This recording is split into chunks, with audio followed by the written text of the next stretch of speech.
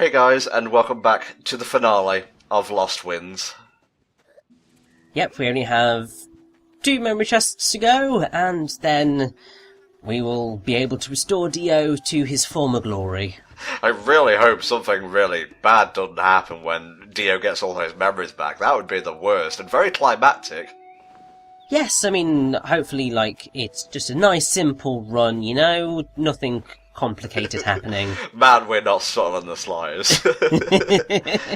Well, we're more subtle than Baz Luhrmann is when it comes to his films. I guess. So you said the next one was at the top of Wither Falls? I think it is, yes. Okay. I mean, we only recorded part 4 about a minute ago, Richie. This is how bad my memory is sometimes. It's just like, I can't remember what I did 5 minutes ago, really. Oh my god, did you seal your memory away in 5 different chests as well? I don't know, did I? First one's in your living room, second one's in the bedroom, third one's in the bathroom, inside the toilet. That was hard to find. Oh wow, we've nearly found all of the idols, which do fuck all, but whatever, it's scratching my OCD itch. Yes, and as you can see, the game's really short. You can tell by how quickly we've collected all the Melodia idols. I mean, they pace them out quite well throughout the game, which is quite nice. Well, obviously, it's the tried and true tradition of having, certain roadblocks. Obviously, some you can't get without Slipstream, some you can't get without the Jumbrella Cape, and so on and so forth. I don't know why. I guess it's because they don't want you experiencing the true joy of the entire environment until near to the end of the game, when you're prepared, maybe. Yeah, well, I mean, I guess having all the Melodia idols scattered about means that you're more likely to explore. Also, it gives you kind of a marker for how far into the game you are. The more idols you have, the closer to the climax you are. Well, yes, exactly. I mean, I guess in a way, it's working along the principles that Hideki Kamiya is for Scalebound, or at least the way that he's describing his thought process of Scalebound. Okay. You reach an area, but you can't necessarily access all of it. So, they want you to be able to come back to areas and explore more of it at that time. Metroid, essentially. Well, yes, and I think, in a way, Xenoblade Chronicles does a bit of that as well. Yeah, and Banjo-Tooie as well. Much more so than Banjo-Kazooie, because I think the only example of, road blocking, apart from obviously the jiggies and the notes and such, is in Gobi's Valley, or Desert, or whatever it's called, in Freeze Easy Peak, where in order to get all the jiggies in one level, you need to move from the opposite level, and vice versa. Yeah, so it works in the end, really. But yeah, I'm going at this a little bit back-asswards. Really, Richie? Because what you're... I think... Well, no, I mean, it might be right, but you've got to break this. Yeah, you got to break it from the top, I think, is the problem we were having. Yeah, so I was trying to bring a boulder to smash it there, and I was just like, why isn't this working? Because the guy said, I think, bring a boulder, and I was just like, right, so I'll bring the boulder, and it was just like, right. Do you have the name of the guy who wrote the FAQ? Let's just mention him, and, prompt hate towards him. That won't backfire at all. Oh. Not gonna name names. The satire is burning. Oh, yes. If there's nothing else I'm good at, it's the satire. I like the animation for the Jumbrella Cape. I'm just noticing, the finer details at this point, because really, this is endgame, folks. This is the endgame of LostWinds. We're just going about looking for chests. Pretty much, yeah. I mean, I guess one thing that we could discuss is the music. We mentioned it slightly in the beginning, but in the Nintendo Life interview that I have got up, they asked the question of the use of music in LostWinds is quite subtle, with only slight snatches of melody appearing here and there during play, and they asked what was the reasoning behind it. And the reason was, well, there were 2 reasons. One is that they believed that, in many cases, less is more. Yes, very much so. And also, they wanted to create a relaxed, mellow atmosphere in the game, and I think they succeeded in both of those. It goes, as I said in an earlier part, it goes perfectly with the visual style, the tone of the game, the pace of the game, and I would describe it as more like ambient music than a full soundtrack, as it were. Oh god, definitely. I mean, the only real song they have is the main theme, and that only plays really at the beginning and in the credits. There's a little bit of a bongo sting whenever you're fighting globes as well, which puts me in mind of whenever you jump on a Yoshi in Super Mario Galaxy 2. Yes, I mean, that's a great moment. Anytime you have, like, little musical stings are always very, very satisfying. It's why, like, the combat in Wind Waker is generally as satisfying as it is. Oh, you're pushing all the right buttons today, Mr. Richard. Seriously, I fucking love the mini-boss theme in Wind Waker. Another wind-based game. Holy shit, why didn't I put those two together until now? It's in the fucking title. Well, I mean, because obviously it's not something you necessarily think about, is it? No. You don't combine an indie title with a big Nintendo franchise. Makes me wonder, how would, like, an indie-scale Zelda work? Because Nintendo has farmed, like, Mario, Zelda, etc., and, you know, obviously Metroid and so on, to different developers before, so how would a Western team take on Zelda? And this is the part where the comments interject and tell me that there is, in fact, a Zelda made by a Western team. It was probably something like Four Swords Adventures. Probably. I don't know enough about Zelda to be able to bring that up. But the thing is that obviously Nintendo letting other developers use their IPs is potentially very fertile ground. Yes. Because, I mean, obviously Retro Studios did phenomenally, Rare did phenomenally at the time. Oh yeah. But then you do get situations where it's a bad idea, because, I mean, if you think about DMC, obviously I have nothing against Ninja Theory as developers, Cambridge representing again, and I think that, like, Enslaved is a amazing game for what it is. Enslaved is the jankiest gem, next to Mirror's Edge, but Mirror's Edge I think is a more technically sound game, that I played last generation. It's a wonderful game, it's just the gameplay is slightly flawed, and while I think they could have made... Extremely repetitive. Yeah, but while I think they could have potentially made a really good Devil May Cry, had they been allowed to, I guess, do what they potentially wanted to do initially, rather than following Capcom's desire to do something completely different with the franchise. Spread their wings, basically. Yeah, then it may have ended up being a better experience for people and wouldn't have received nearly as much hate as it did. I think a lot of the hate towards DMC, there's some, you know, legit criticism towards the gameplay and whatnot. The fact it's 30 FPS when 60 honestly works better for a more, like, reflex-driven genre, like, you know, action. It's mostly Dante, you know? Yeah, I mean, the thing is that when you change a well-loved character, especially when you change that, like, so intensely as they did, it's going to piss people off. I think the reason Sonic Boom eventually got away with it, and I'm sure the TV show had, like, a lot to do with this, is that Sonic's personality did not change, unlike Dante's, whose look and personality changed. Exactly, yes. I mean, the thing is I think Sonic Boom Sonic is still classified as one of the worst designs he's ever had. But, yeah, the fact that the personality has remained the same has helped the transition, sort of. Here we are, in the final area of the game, I believe, the old village. Yep. Not quite as large as, ooh. Sorry, kind of cut me off there. What happened? So I fell and I got damaged. So there is fall damage in this game. You just haven't seen it up until this point. They put fall damage in a 2D platformer? Well, I mean, the thing is that Toku's a young kid, so he's kind of squishy in the end, so you kind of need to look after him. He's an elemental overlord at this point. He's literally controlling the wind to fly right now. Yes, but still. Don't give me that but still bullshit, Richie.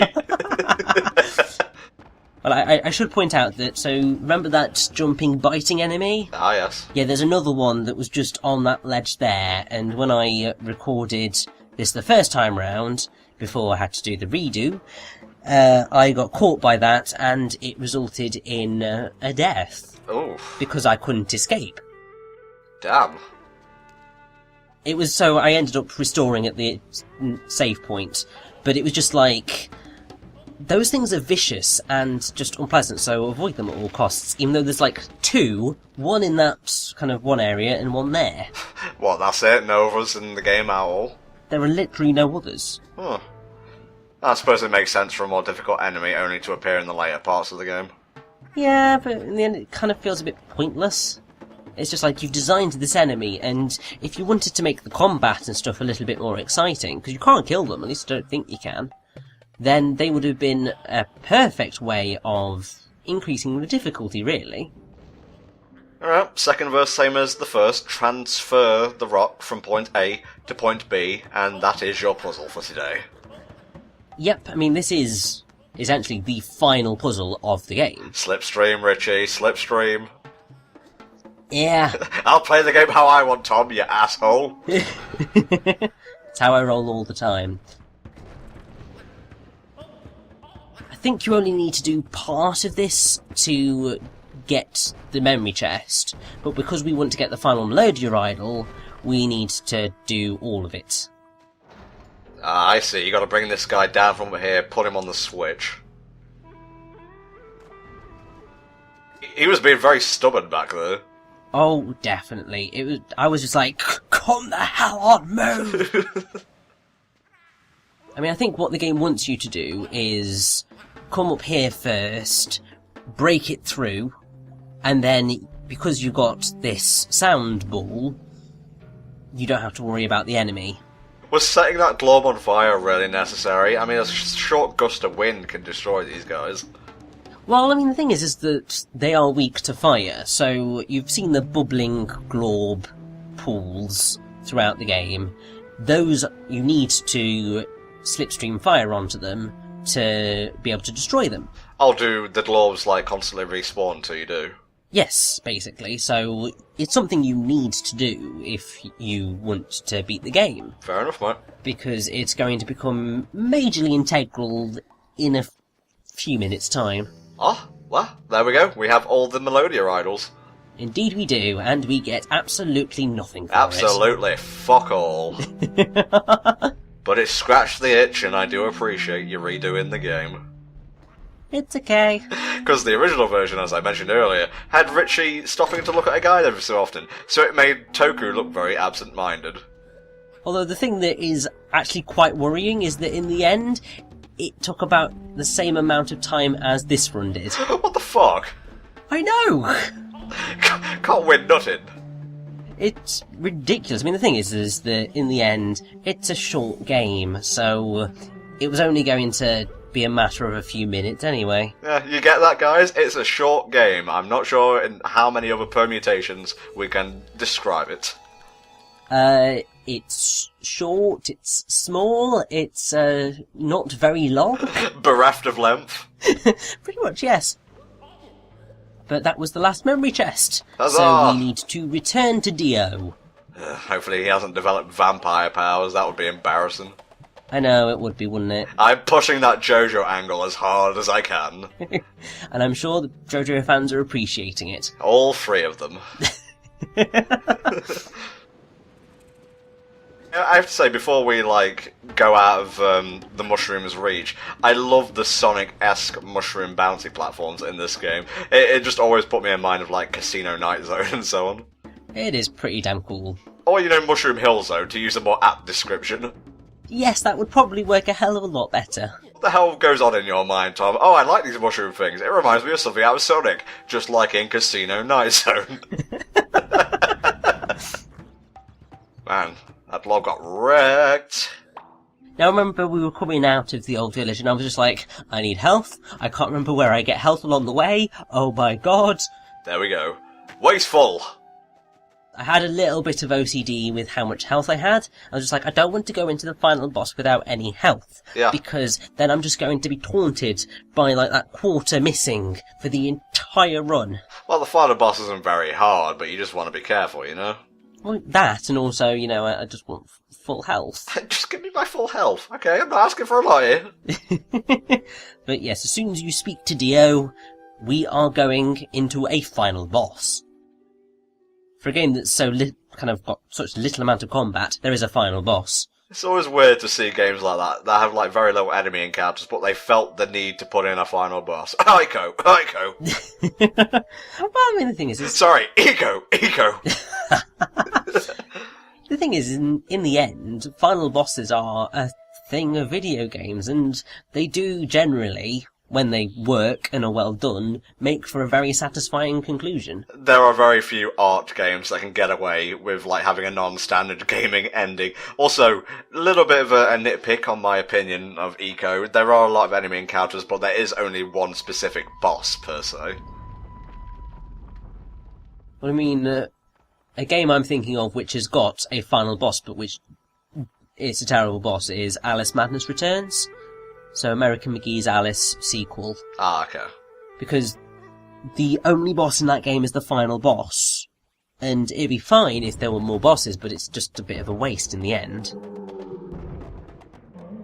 Whoa. Yes, Magmok, the Peaceful Guardian, is not exactly in the best state of mind right now. Jesus, were they just preparing this guy for our whole adventure? Must have been. But considering he's been taken over by the Glorbs, and they have pretty much stuck their roots inside of his brain, very literally, I mean, you can see the bubbling Glorb thing on top of his head. That's got a thing that is sticking into his head. I can probably guess how to take out this guy, but this is your run, mate, so I shall leave the finer details to you. Well, I mean, you've just seen how we do it. So you put fire onto the Glorb pit pool things, you pull them out, that heals him. After each one, you've got to whack him in the face with a boulder. Very satisfying. And that is it. Magmok is very, very, very easy. I don't know, I think I took a licking, but I still kept on kicking when I first played the game. Yes, I mean, the thing is that the sequel has a much more difficult final boss to it, which is much appreciated. But there's something about Magmok that's very endearing. Oh, it's a big old rock monster. It looks like it could have come out of a Studio Ghibli film. Yes, and I mean, just look at that face. A face only a rock mother could love. Well, it kind of looks like the spirits from Princess Mononoke.